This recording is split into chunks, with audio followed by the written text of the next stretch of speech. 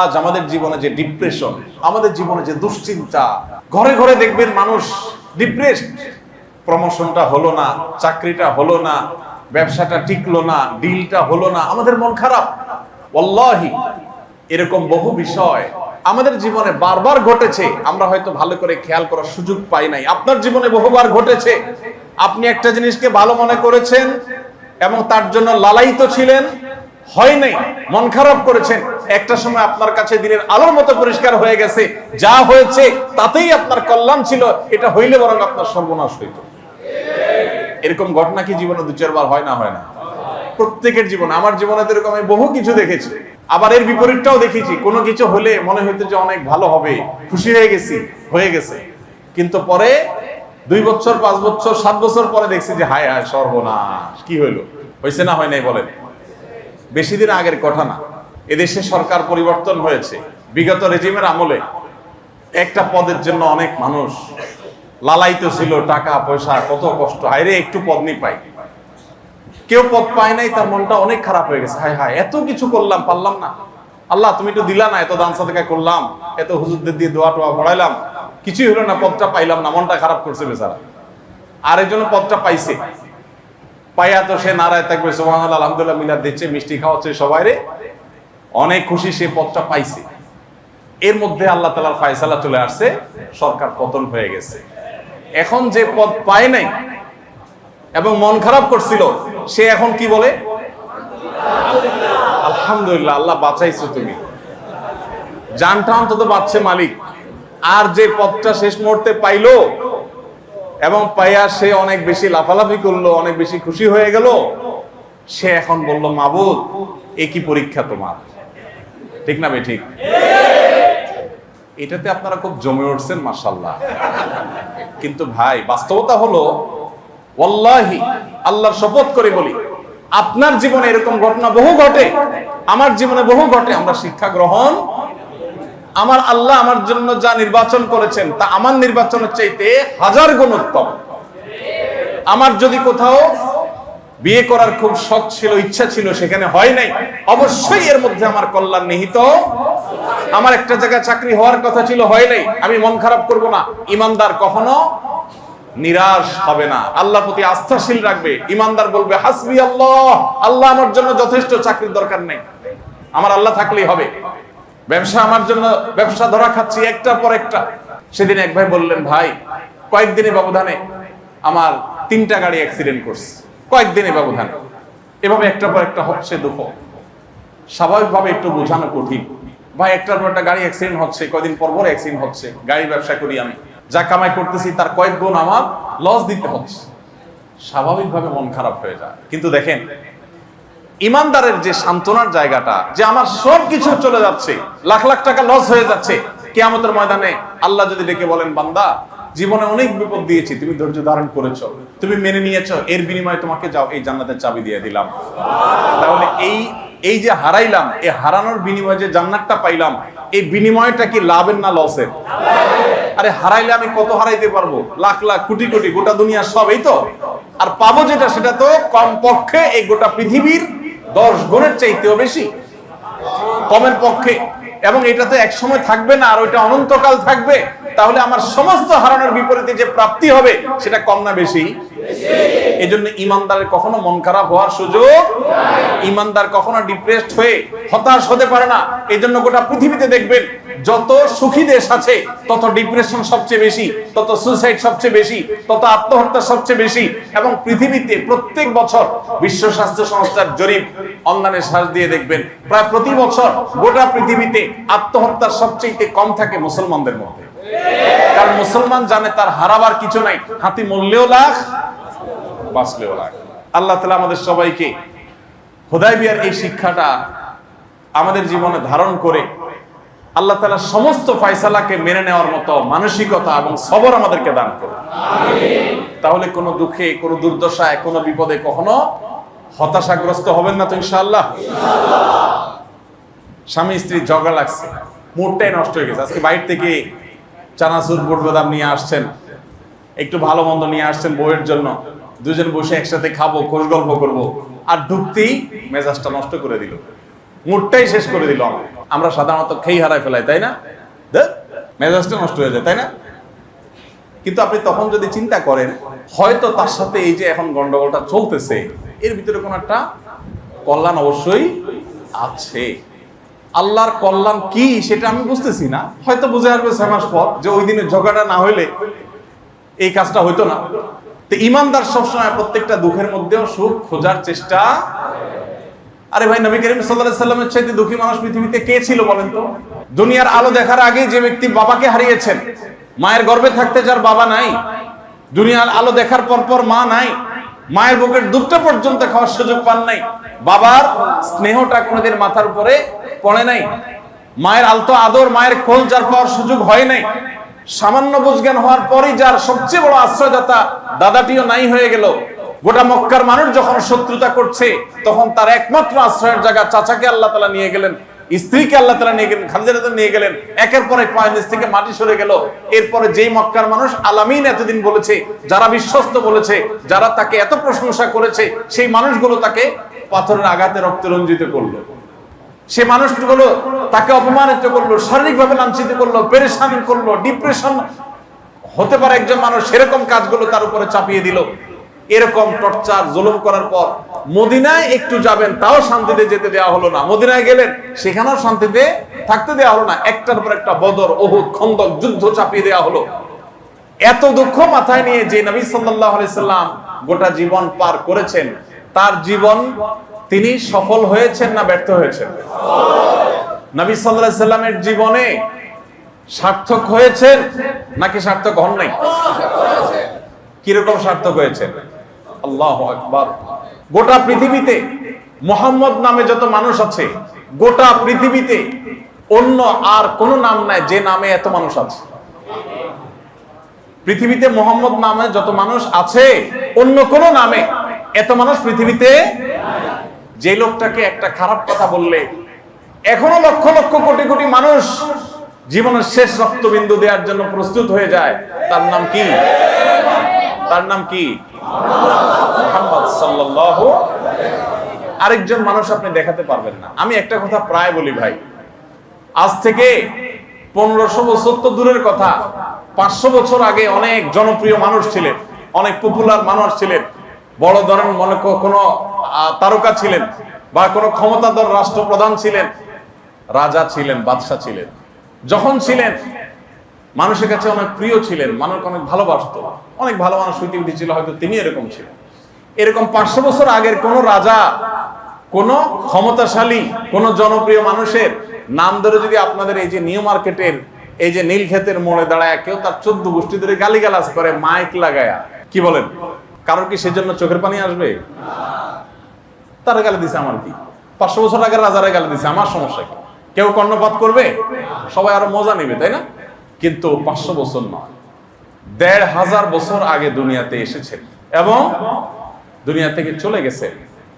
1500 বছর পার হওয়ার পরও এখনো পৃথিবীর আফ্রিকার কোন এক কোনায়ও যদি কোনো একজন মানুষ তার সম্পর্কে একটা খারাপ কথা বলে, তো বাংলাদেশের এই কোনা থেকে আমাদের অন্তরে অস্থিরতা শুরু হয়, আমরা কষ্ট পাই, ঠিক না? ঠিক, আমাদের অন্তরে রক্তক্ষরণ হয়। এই যে ভালোবাসা, এই যে ভালোবাসা 1500 বছর ধরে, এই ভালোবাসা মুহাম্মদ সাল্লাল্লাহু আলাইহি সাল্লাম ছাড়া পৃথিবীতে আর কোন মানুষের জন্য মানুষের অন্তরে এভাবে। ভাইরা আমার, যে মানুষটার জীবনে বিপদ ছাড়া কিছুই ছিল না, প্রতিটা পদে পদে বিপদ ছিল, গোটা জীবন ছিল বিপদ দিয়ে সাজানো, দুনিয়াতে আসছেনই বিপদ মাথায় করে, মায়ের পেট থেকে বের হয়েছেন আবার এসেই বিপদ দেখেছেন, প্রতিটা কদমে কদমে বিপদ দেখেছেন, বিপদ ছাড়া তার জীবনে একটা দিন অতিবাহিত করতে পারেন নাই। সেই মানুষটা যদি তার সারা জীবনের বিপদ সংকুল এই জীবনের বিপরীতে এই জীবন পার করার পরে তিনি যদি পৃথিবীর সবচেয়ে সাকসেস মানুষ হতে পারেন, তিনি যদি পৃথিবীর সবচেয়ে সফল মানুষ হতে পারেন, তিনি যদি পৃথিবীর সবচেয়ে জনপ্রিয় মানুষ হতে পারেন, তিনি যদি তার মিশনকে সবচেয়ে বেশি সফল করতে পারেন, তিনি যদি সবচেয়ে স্মরণীয় বরণীয় হতে পারেন, তিনি যদি গোটা পৃথিবীর মানুষের কাছে সবচেয়ে ভালোবাসার পাত্র হতে পারেন, তাহলে তার উম্মত হিসাবে আমার জীবনে দুঃখ দুর্দশা আসলে আমি মন খারাপ কেন করি? আমি কি বুঝাইতে পারছি ভাই? তাহলে কোন বিপদে, কোন দুঃখে, কোন কষ্টে মন খারাপ করবো না তো ইনশাআল্লাহ। স্বাভাবিক মানুষ হিসাবে আমরা কষ্ট পাই, আমাদের পেরেশানি হয়, আমাদের ভয় হয়, আমাদের দুশ্চিন্তা হয়, কিন্তু ঈমানদার, আল্লাহ বলেছেন ওয়ালা ইয়াস মির রাউহিল্লাহি ইল্লাল কওমুল কাফিরুন, আল্লাহর রহমত থেকে কাফির ছাড়া কেউ নিরাশ হতে, ঈমানদার কখনো নিরাশ হবে না। ঈমানদার বলবে পায়ের তলার সমস্ত মাটি শেষ হতে পারে, সকল দরজা বন্ধ হতে পারে, সকল বিপদ আমার চতুর্পাশে আসতে পারে, তারপরও আমার ভরসা থাকবে কার উপরে? আমার জীবনে সকল বিপদ আসতে আসতে যদি আমাকে শেষ করে ফেলে, আমি যদি মরেও যাই, তাতে আমার হারাবার কিছু নাই, কারণ আমার আখিরাতে আল্লাহ তাআলা এই সবরের বিনিময়ে জান্নাত দিবেন ইনশাআল্লাহ। আল্লাহ তাআলা বলেছেন ইন্নামা ইউওয়াফাস সাবিরুনা আজরাহুম বিগাইরি হিসাব, ধৈর্যশীলদেরকে আল্লাহ তাআলা হিসাব ছাড়া বিনিময় দিবেন। কিয়ামতের ময়দানে সবরকারীদেরকে আল্লাহ বলবেন হিসাব নিকাশ লাগবে না, দিয়ে দাও, থোক, গণাগণি নাই, গুনে গুনে কয়টা আর পাবা, দিয়ে দাও। আল্লাহর কাছে এরকম অডেল পাইতে চাই কিনা? তাহলে একটা কাজ করতে হবে ভাই, সুবহানাল্লাহ আলহামদুলিল্লাহ বলা সোজা, কোরআন তেলাওয়াত করা সোজা, ওয়াজ করা সোজা, ওয়াজ শোনাও সোজা, কঠিন কোনটা? সবর করা। চান্দিটা গরম হয়ে যাবে, কিন্তু তারপরও নিজেকে ঠিক রাখতে হবে। মাথা গরম হয়ে গেল আর মুখ দিয়ে ফাঁস করে খারাপ কথা বের হয়ে গেল, এটা কখনো ইমানদার করতে। ধৈর্য ধারণ করবেন তো ইনশাআল্লাহ? আপনারা দোকানদার মানুষ, কাস্টমারের এক কথার বেশি দুই কথা দিলেন উঠে, এই বেটা কি মনে করস তুই, দোকানদারি করে দেখি একা ফকির হয়ে গেছিল, শুরু করে দিলেন। আল্লাহ তাআলা আমাদের সবাইকে ধৈর্য ধারণ করার তৌফিক দান করুন। হুদায়বিয়ার সন্ধির তাহলে আরেকটা শিক্ষা আমরা পেলাম, জীবনে অনেক কিছু আমরা দেখবো হয়তো আমার বিপরীতে গেছে, আমার বিরুদ্ধে গেছে, যা চাইলাম তা হইলো না, বেটে বলে হইলো না, যা চাইলাম তা হইলো না, মন খারাপ হয়ে গেল, কিন্তু তারপরেও কখনো নিরাশ হওয়া যাবে না, ধৈর্য হারা যাবে না। আল্লাহ আমার জন্য যদি কোনো কিছু বিপদ দেন, তারপর আমার সবর করতে হবে। দেখেন, ঈমানদার চাইতে সুখী কোনো মানুষ পৃথিবীতে নাই। পৃথিবীতে প্রতি বছর সুখী দেশের তালিকা হয়, সুইজারল্যান্ড, অমুক দেশ, তমুক দেশ, 1 নম্বর 2 নম্বর 3 নম্বর হয়, তাই না? মজার বিষয় হলো মুসলমান দেশগুলো অনেক গরিব দেশ আছে, কিন্তু তারা তাদের চাইতে অনেক সুখী। আচ্ছা, এত দূরে যাওয়া লাগবে না, আমাদের কাছেই দেখবেন অনেক গরিব মানুষ, দেখবেন কি সুখ, সুখের চোটে রাস্তার আশেপাশে শোয়া মানুষগুলো দেখবেন কি নাক টানা টানতেছে, আর আপনি বাসায় এসি চলতেছে, তারপরে এই প্রশ্ন করেন ঘুম আসতেছে না। ঘুমের যে কি মূল্য, যারা আসে না সে জানে এটা কি, ঠিক না? ঠিক বলেন ভাই আমার। এই জন্য ঈমানদার কখনো কোন অবস্থাতে নিরাশ হবে না, বরং ধৈর্য ধারণ করবে এবং বাহ্যিকভাবে কষ্ট হবে, তারপরে সেটাকে মেনে নিবে যে এর মধ্যে কি আছে, কল্যাণ আছে। দুঃখের মধ্যে সে হাসবে। দুঃখের মধ্যে হাসবে কিভাবে? ধরেন একটা লোক বাইক অ্যাক্সিডেন্ট করছে, ঠ্যাং একটা ভেঙে গেছে, পা একটা ভেঙে গেছে। এখন একটা পা ভেঙে যাওয়ার পর সে বলতেছে, আল্লাহ এই অবস্থায় তোমার শুকর আদায় করে আলহামদুলিল্লাহ, দুঃখেও আলহামদুলিল্লাহ। এখন প্রশ্ন হলো, দুঃখে আবার আলহামদুলিল্লাহ কেমনে বলবে? ভাঙছে পাও, ভালো কাছে তো হয় নাই, পাও ভাঙছে তো নিশ্চয়ই ক্ষতি হয়েছে, কিন্তু সে বলতেছে আলহামদুলিল্লাহ। কেন? কারণ সে চিন্তা করছে পা তো আরেকটা আস্ত আছে, একটা ভাঙছে আরেকটা ওইটাও তো ভাঙতে পারতো, যেহেতু ওইটা ভাঙে নাই সেজন্য আল্লাহ তোমার কাছে শুকর। কত মানুষ অ্যাক্সিডেন্টে জীবনটা চলে গেছে, আল্লাহ জীবনটা তো তুমি আমার রাখছো। তাহলে ঈমানদার শুকর আদায় করার জন্য তার বহু ইস্যু আছে। আর যে বেসবর, যে অধৈর্য, তার বেসবরের জন্য কোনো ইস্যু লাগে না। এই জন্য সবসময় সবর করবো তো ইনশাআল্লাহ। সবর করলে লাভ কি জানেন? সবর করলে লাভ নিজের। সবর কিন্তু সবাই করে, কেউ আগে ভাগে করে আর কেউ ঠেলায় পড়ে করে সবাই। মসজিদকে বাইরে হয়েছে না, এখন প্রোগ্রাম শেষে বাইরে দেখলেন জুতা জোড়া নাই, নিয়ে গেছে আল্লাহর বান্দারা, কেউ একজন নিয়ে গেছে। নেওয়ার পরে এবার 14 গোষ্ঠী ধরে তার গালিগালাজ করলেন, বেটা মসজিদে আসে চুরি করস, চোরের গোষ্ঠী চোর। আপনার যা মুখ দিয়ে আসলো বললেন, বোধ শখ করে জুতারা কিনছিলাম, 2 দিন হয়ে পারলো না, এই মসজিদ সব চোরের গোষ্ঠী। আরে কমিটির লোকজন সুবিধার না এখানকার, না জুতো চুরি হয় কেন, সিসি ক্যামেরা লাগে না কেন, দেখে না কেন? আপনি এক চোট নিয়ে নিলেন, গালিগালাজ করে শেষ করে ফেললেন। করার পর যখন অনেকক্ষণ গালিগালাজ করলেন, মাথা যখন একটু ঠান্ডা হইলো, এবার বললেন কি, যাক নসিবে যা আছে হয়েছে, আল্লাহ ভরসা। তাহলে এতক্ষণ গালিগালাজ করে আমল নষ্ট করে এখন আপনি ঠেলায় পড়ে, কারণ চোরের তো ধারে কাছে পাবেন না, জিদ করবেন অনেক কিছু, কিন্তু তারা তো চোর তো এতক্ষণ নিয়ে ওটা বেচাও শেষ হইতো। আপনি তো যখন কিছু করতে পারতেছেন না, এবার বলতেছেন আল্লাহ ভরসা, থাক সদকার নিয়ত করলাম। আর যারা বুদ্ধিমান তারা আগে থেকে এই কাজটা করে, আল্লাহ ভরসা, জুতা হারায় গেছে, এর ভিতরে কোনো কল্যাণ আমার আছে, অন্য কোনো বড় বিপদ থেকে আল্লাহ হয়তো আমাকে উদ্ধার করবেন, আলহামদুলিল্লাহ। তাহলে ইনশাআল্লাহ সবসময় এইভাবে সবর করবো তো, আল্লাহ চান তো। মনের বিরুদ্ধে কিছু দেখলেই মাথা যেন গরম হয়ে না যায়।